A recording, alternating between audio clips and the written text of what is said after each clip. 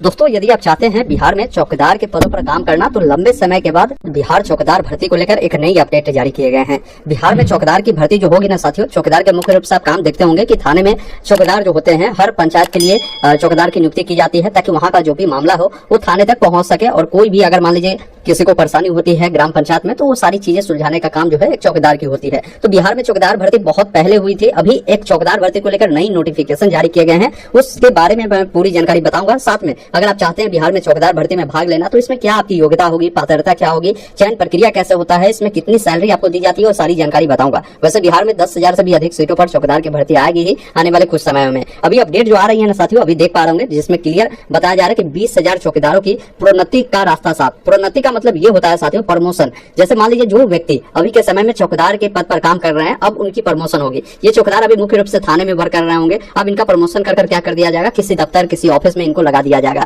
तो ऐसी स्थिति में जो पद मान लीजिए खाली है, जैसे मान लीजिए जहां आप थाने में जो व्यक्ति काम ऑलरेडी कर रहे हैं, अब इनकी प्रमोशन कर इनको अच्छे पोस्ट पर भेज दिया जाएगा, तो स्वाभाविक है इस थाना में पोस्ट की कमी हो जाएगी, तो यहाँ पर भर्ती होगी ही, ये ध्यान रखिएगा। तो अभी जो व्यक्ति काम कर रहे हैं ना, उनका प्रमोशन अब किया जाएगा किसी दफ्तर में किसी ऑफिस में। इस चीजों को लेकर बताया गया है। बाकी मैं अपडेट आपको आगे भी बताऊंगा कि चौकीदार की भर्ती होती कैसे है। पूरी अपडेट यहाँ पर समझिए क्या कुछ बताया गया है। यहाँ पर बताया गया है कि वर्षों के पदोन्नति की आस लगाए सूबे के करीब 20,000 चौकीदारों को प्रोन्नति का जो रास्ता है वो साफ हो गया है। गृह विभाग ने इस संबंध में मंगलवार को आदेश जारी कर दिया है। सरकारी कर्मचारियों को प्रोन्नति का मामला सुप्रीम कोर्ट में लंबित होने के कारण चौकीदारों का प्रोन्नति के पदानुक्रम में विहित वेतनमान के साथ उच्चतर पद का प्रभार दिया जाएगा। मतलब क्या है कि जो पहले काम था उससे उनको और अच्छा काम यानी उच्चतर स्तर का जो काम है उनको मिलेगा। क्योंकि चौकीदार लिपिकीय स्वंग में नहीं आते हैं, इसलिए इन्हें दफादार और वरीय दफादार का प्रभार दिए जाने का जो निर्णय है वो लिया गया है। गृह विभाग के अवर सचिव मनोज कुमार सिन्हा ने औरंगाबाद जिले से मांगे एक मार्गदर्शन के तहत यह आदेश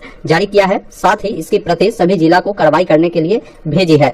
अपने आदेश के अवर सचिव ने कहा है कि चौकीदार स्वयं के कर्मियों की कार्य की प्रकृति एवं दायित्व लिपिक स्वयं के कर्मियों के सर्वथा भिन्न है, इसलिए उन्हें दफ्तर और वरीय दफ्तर के रूप में प्रोन्नत किए जाने का प्रावधान किया गया है। उल्लेखनीय है कि राज्य में चौकीदारों की संख्या 20,000 से अधिक है और इनमें अधिकांश प्रोन्नति की प्रतीक्षा में है। इस आदेश से उन्हें प्रोन्नति मिलने का जो रास्ता है वो खुल गया है, ये ध्यान रखिएगा। बाकी यहाँ पर कुछ पॉइंट इन्होंने लिखा है। गृह विभाग ने जारी किया आदेश, चौकीदार समूह ग में होंगे प्रोन्नत।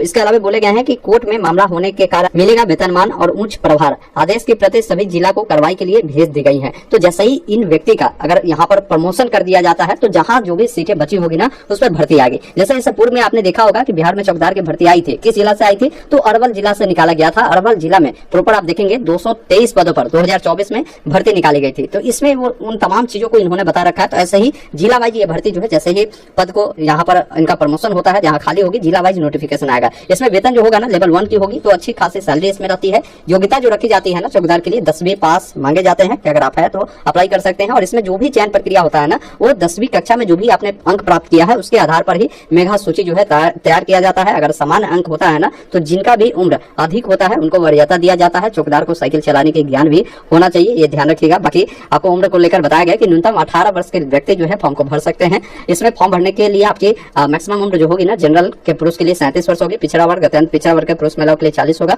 वही जनरल के महिलाओं के लिए 40 होगा। अनुसूचित जाति अनुसूचित जनजाति के पुरुष महिलाओं के लिए 42 साल इसमें आपके रहने वाला है। बाकी ऑफलाइन अगर आवेदन होता है तो आपको जिला में ही फॉर्म को भेजने होते हैं, उनका एड्रेस आएगा। लेकिन अगर ऑनलाइन आता है, जैसे बिहार में अभी होमगार्ड की भर्ती आपने देखा होगा, हर जिला का एक साथ है, तो वैसे स्थिति में आपको ऑनलाइन ही आपको करने होंगे। तो सारी चीजें आगे मैं बताऊंगा। अभी जो अपडेट आ रही थी ना उसके बारे में मैंने आपको पूरी जानकारी बताया, जैसा कि अभी आपने इस पेपर के माध्यम से सारी अपडेट को समझा होगा। बाकी भर्ती आनी तय है। जैसे ही इनका प्रमोशन की प्रक्रिया जो है अब कुछ ही दिनों में जो है शुरू हो जाएगी, फिर भर्ती आना भी आपको शुरू हो जाएगा, तो वो सारी अपडेट मिलेगी।